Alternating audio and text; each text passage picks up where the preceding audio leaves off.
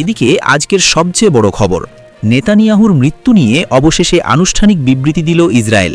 থাকছে বিস্তারিত প্রতিবেদনে। আমি একটা নিউজ করেছিলাম যে ইসরায়েলের প্রধানমন্ত্রী নেতানিয়াহু আর নেই। তো অনেকে এটা নিয়ে আমাকে বলছেন যে তুমি একটু বাড়াইয়াই বলো, তোমার কাছে এভিডেন্স কি। আজকে যারা এই এভিডেন্স খুঁজছিলেন, আমি তাদের জন্য একটা এভিডেন্স দিতে যাচ্ছি। যদি নিউজটা শুনে ভালো লাগে শেয়ার করবেন। তবে এখানে একটা বিষয় থাকতে পারে যে এদিকে নেতানিয়াহুর মৃত্যু নিশ্চিত করেছে আমেরিকানরা। থাকছে বিস্তারিত প্রতিবেদনে। ইরানের হামলায় নিহত হয়েছেন ইসরায়েলের প্রধানমন্ত্রী বেনিয়ামিন নেতানিয়াহু। আর ইসরায়েলের আয়রন ডোম ধ্বংস হয়ে যাওয়ার পর ইরানের কোনো মিসাইলই তারা প্রতিরোধ করতে পারছে না। আর সে কারণেই ইরান খুব সূক্ষ্মভাবে নেতানিয়াহুর বাড়িতে মিসাইল হামলা চালিয়েছে। আর ইরানের এই হামলায় শুধু নেতানিয়াহুই নয়, তার ভাইয়েরও নিহত হওয়ার খবর ছড়িয়ে পড়েছে। আর এই খবর ছড়িয়ে পড়ার পর থেকে অনেকটাই দিশেহারা হয়ে পড়েছে ইসরায়েলি বাহিনী। এদিকে ইসরায়েলে প্রথমবারের মতো সিজিল মিসাইল হামলা ইরানের, ভয়াবহ বিপর্যয়ের আশঙ্কা। থাকছে বিস্তারিত প্রতিবেদনে।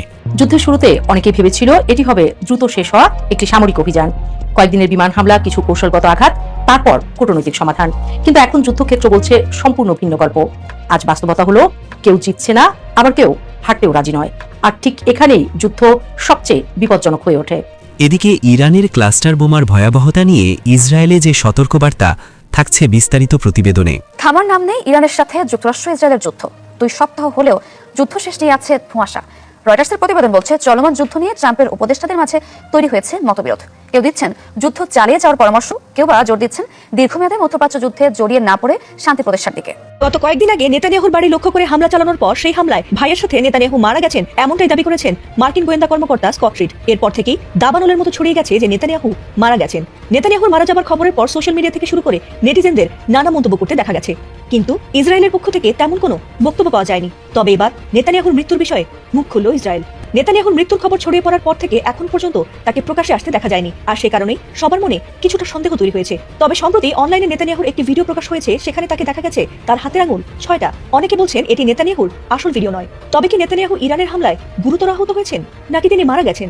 ইরান ইসরায়েলের যুদ্ধ শুরুর 16তম দিনে এসে তাদের উচ্চ পর্যায়ের নিরাপত্তা ক্যাবিনেট বৈঠকে নেতানিয়াহুর অনুপস্থিতি যেন আগুনে ঘি ঢেলে দেয়। ইরানের সঙ্গে পূর্ণমাত্রা যুদ্ধ শুরুর পর থেকে এই প্রথমবারের মতো কোনো উচ্চ পর্যায়ের নিরাপত্তা ক্যাবিনেট বৈঠকে অনুপস্থিত ছিলেন ইসরায়েলি প্রধানমন্ত্রী বেনিয়ামিন নেতানিয়াহু। কোনো আগাম ঘোষণা বা ব্যাখ্যা ছাড়াই প্রধানমন্ত্রীর এই রহস্যজনক অনুপস্থিতি নিয়ে ইসরায়েল জুড়ে ব্যাপক আলোচনা ও শঙ্কা বাড়াচ্ছে।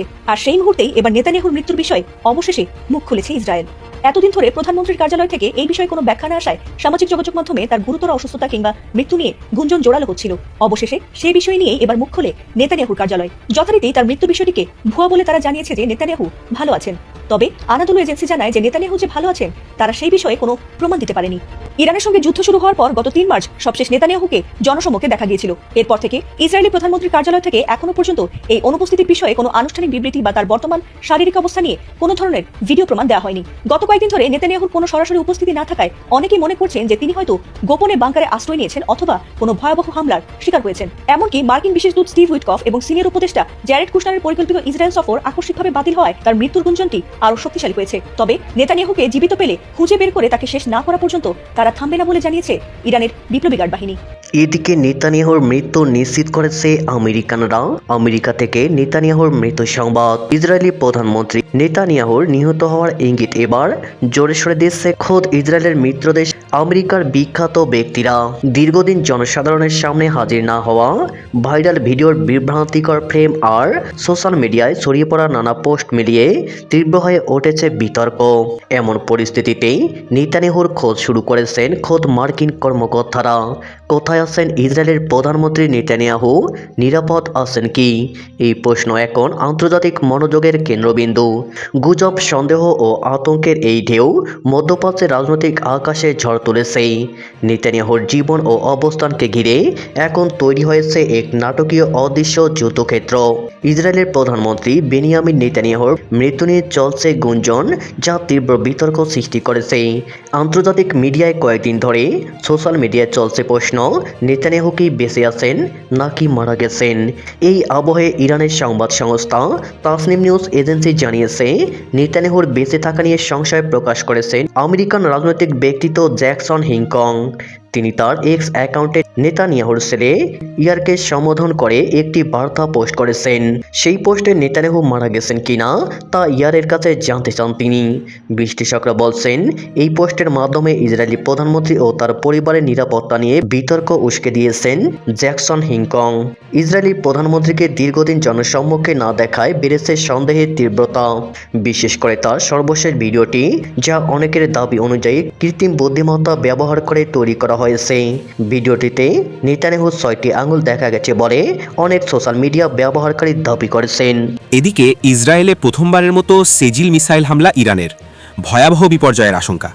মধ্যপ্রাচ্যে চরম উত্তেজনার মধ্যে ইসরায়েলি সামরিক লক্ষ্যবস্তুগুলোতে প্রথমবারের মতো শক্তিশালী সেজিল ব্যালিস্টিক মিসাইল নিক্ষেপ করেছে ইরান। ইসলামী বিপ্লবী গার্ড বাহিনী IRGC তাদের চলমান অপারেশন ট্রু প্রমিস 4-এর 54তম পর্যায়ের অংশ হিসেবে এই হামলা চালিয়েছে বলে তাসনিম নিউজ এজেন্সির এক প্রতিবেদনে জানানো হয়েছে। IRGCর এক বিবৃতিতে বলা হয়েছে, এই বিশেষ অভিযানে প্রথমবারের মতো সেজিল মিসাইল ব্যবহার করা হয়েছে, যা অত্যন্ত নিখুঁতভাবে ইসরায়েলি বিমানবাহিনীর অপারেশন ম্যানেজমেন্ট সেন্টার এবং গুরুত্বপূর্ণ প্রতিরক্ষা অবকাঠামোগুলোতে আঘাত এনেছে। সেজিল একটি 2 স্তরের সলিড ফুয়েল চালিত দূরপাল্লার ব্যালিস্টিক মিসাইল, যা অত্যন্ত দ্রুতগতিতে লক্ষ্যবস্তুতে আঘাত হানতে সক্ষম এবং একে প্রতিহত করা অত্যন্ত কঠিন। প্রতিবেদনে আরও জানানো হয়, IRGC এই অভিযানটি উৎসর্গ করেছে শহীদ মেহেদি এবং হামিদ বাকেরি এবং পূর্ব টাইগ্রিসের শহীদদের স্মৃতির প্রতি। ইরানের রাষ্ট্রীয় সংবাদ মাধ্যমগুলো জানিয়েছে, এই হামলায় ইসরায়েলের হাইফা, তেল আবিব এবং মধ্য ইসরায়েলের বিভিন্ন সামরিক স্থাপনা ক্ষতিগ্রস্ত হয়েছে। এর আগে 53তম দফায় ফাত্তাহ হাইপারসনিক মিসাইল এবং ড্রোন ব্যবহার করে মার্কিন ও ইসরায়েলি গোয়েন্দা কেন্দ্রগুলোতে হামলা চালানো হয়েছিল। ইরানি সামরিক বাহিনীর মুখপাত্র ইব্রাহিম জুলফাগারি এক টেলিভিশন ভাষণে সতর্ক করে বলেছেন, যতক্ষণ না আগ্রাসনী শক্তিগুলো আত্মসমর্পণ করছে এবং শাস্তি পাচ্ছে, ততক্ষণ পর্যন্ত এই হামলা অব্যাহত থাকবে। তিনি আরও দাবি করেন, তেল আবিবের 7টি এলাকা এবং বেশ কিছু মার্কিন সামরিক ঘাঁটিতে ইরানের ক্ষেপণাস্ত্রগুলো সফলভাবে আঘাত করেছে। অন্যদিকে ইসরায়েলি সংবাদ মাধ্যমগুলো তেল আবিব এবং মধ্য ইসরায়েলে বেশ কয়েকটি বিস্ফোরণের খবর নিশ্চিত করেছে।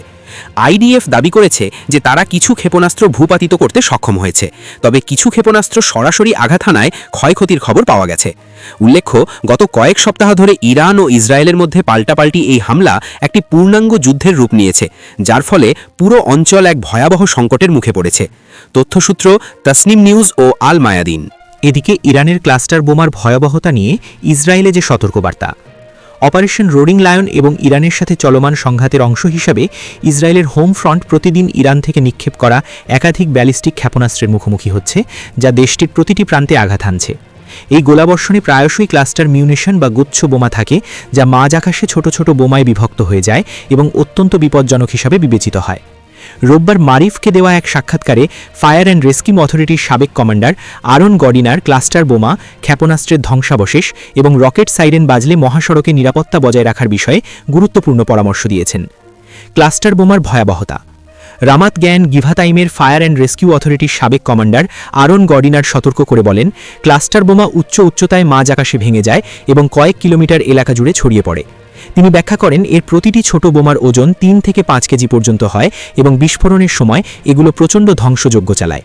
এগুলো জনবসতিপূর্ণ এলাকায় পড়লে অ্যাপার্টমেন্ট ধ্বংস হওয়া থেকে শুরু করে সরাসরি গাড়িতে আঘাত করে ধ্বংস করে দেওয়া কিংবা রাস্তায় অগ্নিকাণ্ড ও গর্ত তৈরির মতো বড় ধরনের ক্ষতি করতে পারে। তিনি আরও বলেন, একতলা ভবনের ক্ষেত্রে এগুলো ধস ও বড় ধরনের অভ্যন্তরীণ ক্ষতি করতে পারে, তবে বহুতলা আবাসিক ভবনের ক্ষেত্রে ক্ষতিক্ষয় নির্ভর করে বোমাটি কোথায় এবং কোন কোণে আঘাত করছে তার উপর। গডিনার সতর্ক করে বলেন যে মাটিতে বিস্ফোরিত বোমার টুকরোগুলো অপ্রত্যাশিত দিকে ছিটকে যেতে পারে। তিনি জোর দিয়ে বলেন, এ কারণেই হোমফ্রন্ট কমান্ড বিশেষভাবে অনুরোধ করেছে যে কোনো ধ্বংসাবশেষ বা বোমার টুকরোর মতো বস্তু দেখলে সেটির কাছে না যেতে বা স্পর্শ না করতে, অন্যদের নিরাপদ দূরত্বে সরিয়ে নিতে হবে এবং অবিলম্বে পুলিশকে খবর দিতে হবে। গাড়ি চালানোর সময় রকেট সাইরেন, দুর্ঘটনা এড়ানোর উপায়। যে কোনো ধরনের প্রজেক্টাইলের ক্ষেত্রেই প্রযোজ্য অন্য একটি বিপদের কথা উল্লেখ করে তিনি বলেন, সাইরেন বাজার পর চালকরা যখন তাদের গাড়ি থামান তখন তারা প্রায়ই নিকটস্থ ব্রিজের নিচে আশ্রয় নেন। হোমফ্রন্ট কমান্ড এর বিরুদ্ধে সতর্ক করেছে। তিনি ব্যাখ্যা করেন, সব ব্রিজের নির্মাণ মান সমান শক্তিশালী নয়। কংক্রিট ও স্টিলের গুণগত মানের ভিন্নতার কারণে এগুলো নিচে থাকা গাড়ির ওপর ধসে পড়তে পারে। তাই গাড়ি ছেড়ে নিরাপদ জায়গায় সরে যাওয়া, মাটির ওপর বা রাস্তার পাশে শুয়ে পড়া এবং মাথা রক্ষার জন্য হাত দিয়ে ঢেকে রাখা জরুরি। মনে রাখবেন, রকেট সাইরেন বাজলে বাড়ি থামিয়ে লেন ব্লক করে দেওয়ার কারণে বড় ধরনের সড়ক দুর্ঘটনাও ঘটেছে। নিষ্ক্রিয় ধ্বংসাবশেষও বিপজ্জনক। গডিনার আরও বলেন, ক্ষেপণাস্ত্র নিক্ষেপের পর আয়রন ডোম ইন্টারসেপশনের মতো ধ্বংসাবশেষও বড় ধরনের ক্ষতির কারণ হতে পারে। ক্লাস্টার বোমাগুলো তুলনামূলক ছোট হলেও আয়রন ডোমের ইন্টারসেপশন ফ্র্যাগমেন্টগুলো অনেক বড় ও ভারী হতে পারে এবং বিভিন্ন আকারের হয়। তিনি সতর্ক করেন, এগুলোর কাছে যাবেন না, নিরাপদ দূরত্ব বজায় রাখুন এবং পুলিশকে জানান।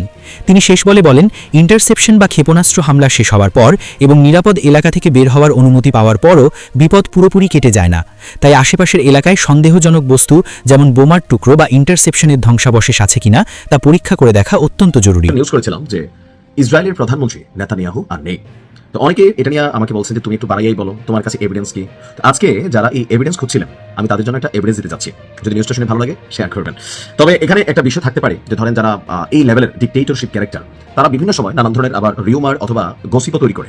যেমন উত্তর কোরিয়ার প্রেসিডেন্ট কিম জং উন একবার প্রায় টানা 6 মাস তারা কিন্তু আসলে জনসম্মুখে দেখা যায় নাই। তো তখন একটা রিউমার উঠছিল যে ক্যান্সারের চিকিৎসা চলছে, কিম জং উন মারা গেছে, উত্তর কোরিয়া এটাকে লুকায় রাখতেছে। পরবর্তী সময় 6 মাস পরে কিম জং উন কিন্তু সামনে আসছিল।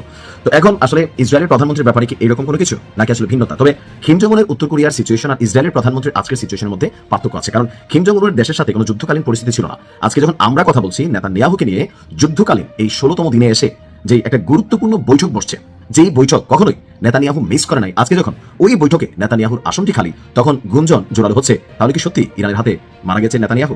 দর্শক, ইরানের সাথে পূর্ণমাত্রা যুদ্ধ শুরুর পর এই প্রথমবারের মতন কোনো উচ্চ পর্যায়ের নিরাপত্তা ক্যাবিনেট বৈঠকে উপস্থিত হয়নি আপনার ইসরায়েলের প্রধানমন্ত্রী নেতানিয়াহু। কোন রকম আপনার আগাম ঘোষণা বা ব্যাখ্যা ছাড়াই প্রধানমন্ত্রীর এই রহস্যজনক অনুপস্থিতি নিয়ে ইসরায়েল জুড়ে যেমন গুঞ্জন আছে, পশ্চিমা বিশ্ব গুঞ্জন জোরালো হচ্ছে। ইরান বরাবর দাবি করছিল যে ভাই, আমরা যে সর্বশেষ নিহুর কার্যালয়ে বাংকার টাক্কা সহ ঘুরাই দিয়েছি, তখন কিন্তু নিহু নাই হয়ে গেছে। যদিও পরবর্তী সময় ইসরায়েলের পক্ষ থেকে বলা হয়েছে নাই হয়নি। তো গত 28 ফেব্রুয়ারি থেকে শুরু হওয়া এই সংঘাতের 16তম দিনে এসে দেশটির প্রধান নির্বাহী এই জনসম্মুখে না আসা বা গুরুত্বপূর্ণ নীতি নির্ধারণী বৈঠকে অংশ না নেওয়াকে অত্যন্ত অস্বাভাবিক হিসাবে দেখছেন বিশ্ব নেতারা বা রাজনৈতিক বিশ্লেষকরা। ইরানের নেতৃত্বের উপর ইসরায়েলের অভিযান এবং তার পাল্টা জবাবে ইরানের যে বিকল্প একটা ভয়াবহ মিশন ছিল, নিহুর কার্যালয়, তার ক্ষেপণাস্ত্র ভান্ডার, সবকিছু মিলিয়ে। তো সেখানে বলা হচ্ছে যে এই মুহূর্তে যখন যুদ্ধকালীন পরবর্তী সিদ্ধান্তগুলো কি হবে, যেদিকে আমরা দেখছি আমেরিকা প্রায় 2500 সৈন্যের একটা স্পেশাল ফোর্স পাঠাচ্ছে, তো এই মুহূর্তে ইসরায়েলের ভূমিকা কি হবে, ইরান আবুধাবি দুবাই টুবাই খালি করার ঘোষণা দিচ্ছে। তো সেই বৈঠকে যখন এই গুরুত্বপূর্ণ যুদ্ধ নিয়ে মিটিং হলো, সেখানে নিহুর অনুপস্থিতি এটা প্রশ্ন তুলেছে, যেখানে বরাবরই এই বৈঠকটি পরিচালনা করে থাকেন এই দেশটির প্রধানমন্ত্রী। জর্ডান ভিত্তিক সংবাদ মাধ্যম রয়্যাল নিউজ বলছে যে গুরুত্বপূর্ণ সামরিক সিদ্ধান্ত নেওয়ার দিন নিহুর অনুপস্থিতি তার মৃত্যুর গুঞ্জনকে জোরালো করছে। তার পরিবর্তে জ্যেষ্ঠ সামরিক কর্মকর্তা এবং মন্ত্রীরা এই বৈঠকে নেতৃত্ব দিয়েছে। ইরানের সাম্প্রতিক ক্ষেপণাস্ত্র হামলায় ইসরায়েলি কমান্ড সেন্টার লক্ষ্যবস্তু হওয়ার পর থেকে এই রহস্য আরো ঘনীভূত হচ্ছে।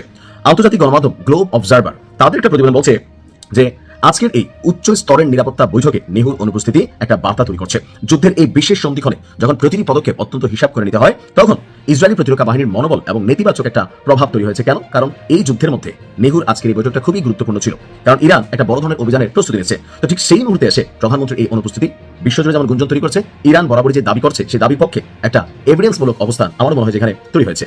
তবে এটা শতভাগ নিশ্চিত করে বলা যাচ্ছে না যে মারা গেছেই, কিন্তু আমরা যে দাবিটা তুলছি সেই দাবির সপক্ষে কিন্তু একটা শক্তিশালী এভিডেন্স হিসেবে পরিগণিত হচ্ছে। যুদ্ধের শুরুতে অনেকেই ভেবেছিল এটি হবে দ্রুত শেষ হওয়া একটি সামরিক অভিযান, কয়েকদিনের বিমান হামলা, কিছু কৌশলগত আঘাত, তারপর কূটনৈতিক সমাধান।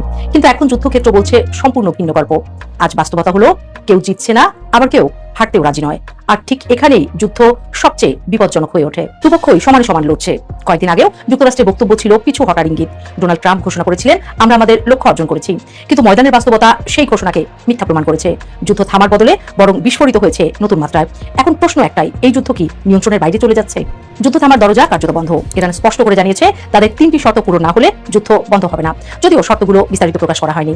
কিন্তু আন্তর্জাতিক বিশ্লেষকদের মতে এগুলো মূলত 3টি বিষয়ের সঙ্গে সম্পর্কিত, তথা সামরিক হামলা সম্পূর্ণ বন্ধ, আঞ্চলিক নিরাপত্তা নিশ্চিত করা ও ইরানের কৌশলগত অবস্থানের স্বীকৃতি। সমস্যা হলো এই শর্ত মানা মানে যুক্তরাষ্ট্র ও ইসরায়েলের জন্য রাজনৈতিকভাবে পিছিয়ে যাওয়া, অর্থাৎ আধিপত্যের প্রশ্নে ছাড় দেওয়া। ফলে যুদ্ধ এখন এমন এক অবস্থায় দাঁড়িয়েছে যেখানে সমঝোতা মানেই কারোর জন্য রাজনৈতিক পরাজয়, আর তাই কেউই নরম হচ্ছে না। ইসরায়েল ধারাবাহিকভাবে ইরানের গুরুত্বপূর্ণ স্থাপনাগুলো লক্ষ্য করে হামলা চালাচ্ছে। হামলার তালিকায় রয়েছে সামরিক স্থাপনা, তেলের ডিপো, গ্যাস অবকাঠামো, পানি সরবরাহ কেন্দ্র, এমনকি শিক্ষা প্রতিষ্ঠান। অভিযোগ উঠেছে সাদা ফসফরাস ব্যবহারের মতো নিষিদ্ধ অস্ত্র নিয়েও।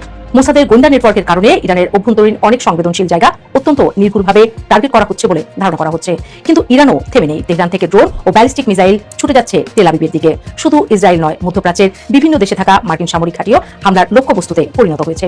কারণ শত্রুর বন্ধু আমারও শত্রু, অর্থাৎ যুদ্ধ এখন আর দুই দেশের মধ্যে সীমাবদ্ধ নেই, এটি ধীরে ধীরে আঞ্চলিক যুদ্ধের রূপ নিচ্ছে। যুদ্ধের শুরুতে যুক্তরাষ্ট্র ও ইসরায়েলের প্রথম দফার হামলা সামরিকভাবে বড় সাফল্য দেখা দিয়েছে।